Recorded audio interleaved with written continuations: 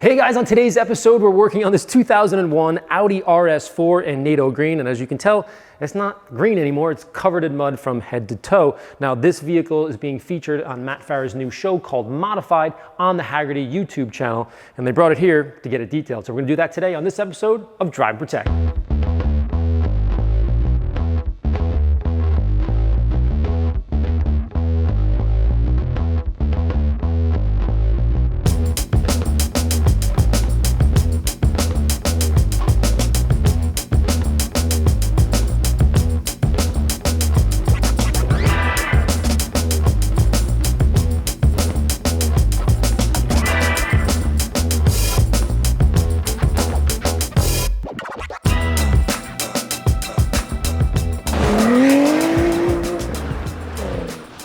Now, if you know Matt as well and as long as I have, it's pretty obvious if you give him this car with this type of setup and a mud pit to play in, he's gonna put mud in places that I didn't even know was possible.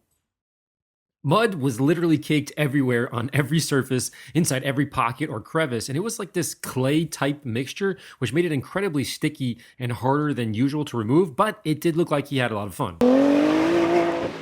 So the first step is just to power wash the outside coating of mud or clay to reveal the green matte body wrap somewhere underneath its earth-covered jacket.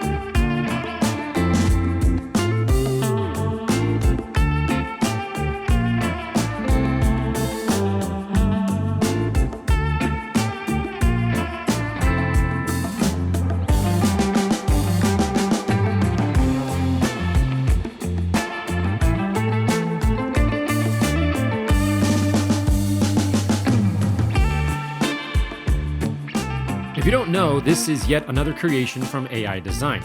They build, well, pretty much anything you can think of, from Alex Roy's BMW M5 cross-country beast with night vision cameras, to the Ammo R8 custom radar detector and laser jammers, to an all-electric and fully polished Willys Jeep. The sky's the limit.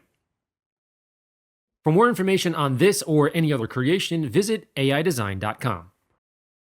By the way, this car was causing so much rubbernecking in my driveway that my local cop buddies came in to see what was causing all the commotion, which was kind of cool. So we have here is the AI Design Audi RS4. Now this is a 2001 model. This car was never brought into the United States.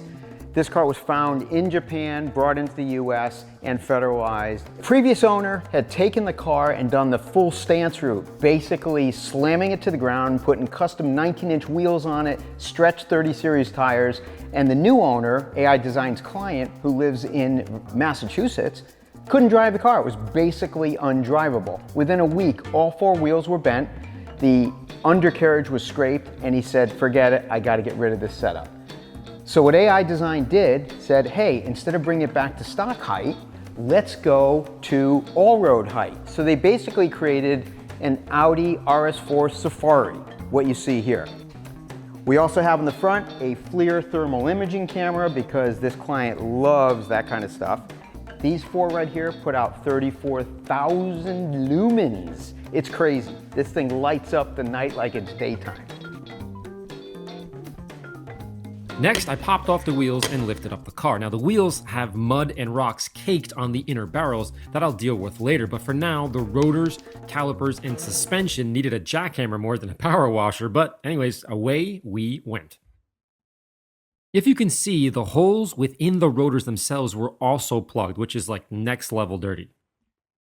So power washing the outside of a muddy car is relatively simple, but when you go underneath, what makes this a bit more challenging is this vehicle is all exposed on the underbody, again, making it a lot more fun.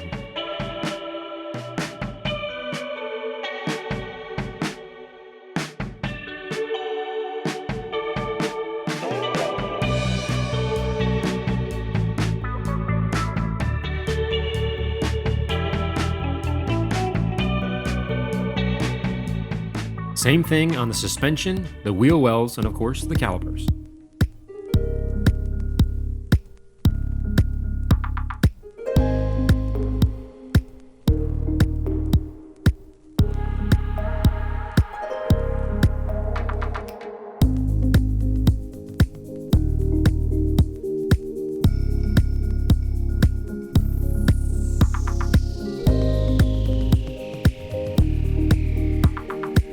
Once most of the heavy stuff was removed, then I hit it with Brute wheel soap to help dissolve the trapped junk, and used a big scrubber to agitate the mud in the tight spots, but it just kept coming out of everywhere.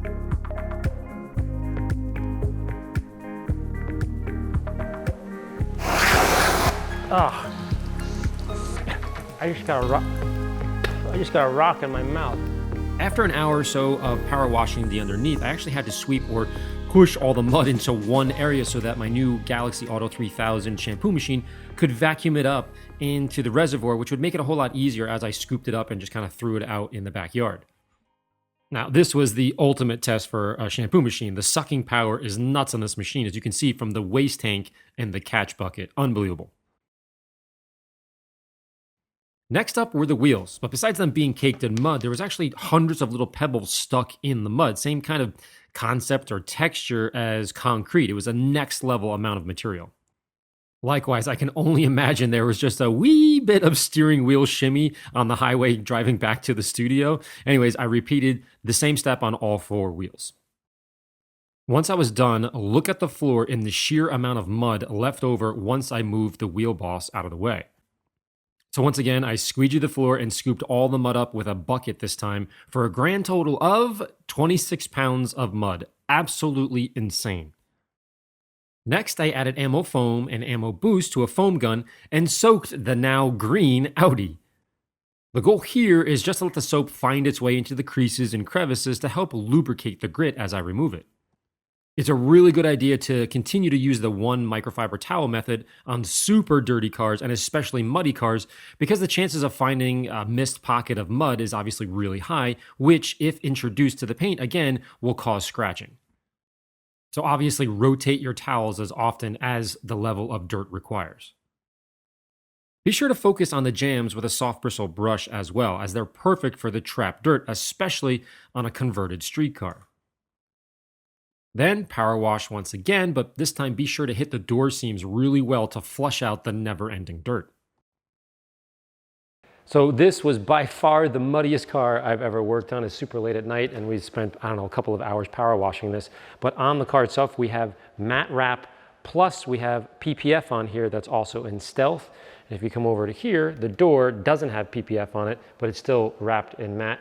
And both of these have Ammo Reflex Pro, and obviously as you power wash it, the dirt just kind of comes off. But the downside to it is it messes up your floor. Next, it was super important to use Ammo Hydrate during the drying process because of the high probability that dirt would be leaking out of some sort of crack or crevice during the drying process. As you know, Hydrate will help dry and protect the surface, but more importantly, act as a lubricant to minimize the chance for scratching a car with this much mud.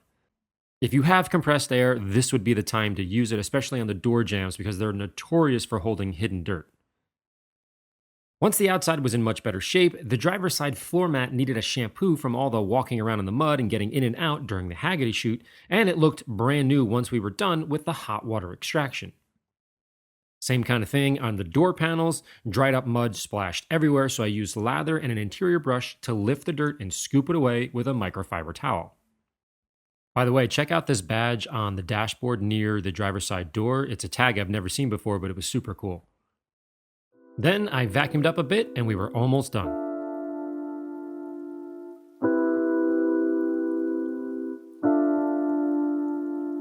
As a last step, because AI had installed Reflex Pro coating on it previously, we rejuvenated the Reflex with Ammo Reboot. Now the way this works is to first spray it on the paint and then wipe it with one microfiber towel, sort of massaging it into the paint, wait about 10 seconds and then remove it with a second clean towel, revealing the deep matte green wrap.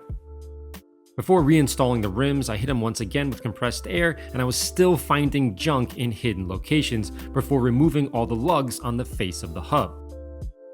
I usually keep the lugs installed on the hubs to avoid power washing or cleaning out the threads that tend to have specific grease in them, so keep that in mind when you're doing a detail.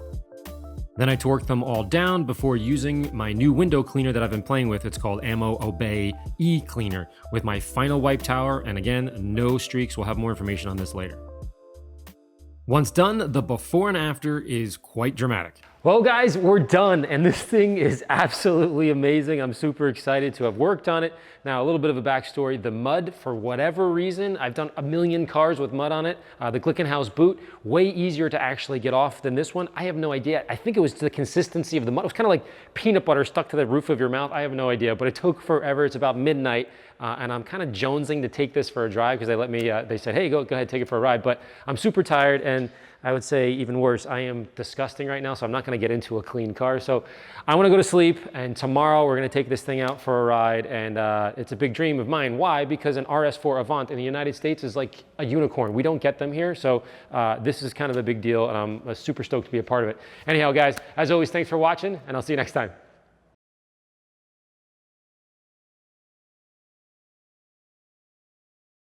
All right, so we're doing it. We're going for my first ride in an RS4 Avant. I'm actually more excited to drive it than, let's say, you know, going to the dealership and getting a Ferrari or whatever. This thing is super rare, and I think that's what makes it so special. So huge privilege to allow me to drive this thing. And I wouldn't exactly take it off-road right now because I just spent like 14 hours cleaning it. But I'm excited for the guy to, the owner, to take it out, make it dirty, and hopefully bring it back to us. But I can tell you right now, I'm not gonna do that because we just spent so much time. I do need to spend a little bit of time today cleaning out my drains. But anyhow, as always, guys, thanks for watching, and I'll see you next time.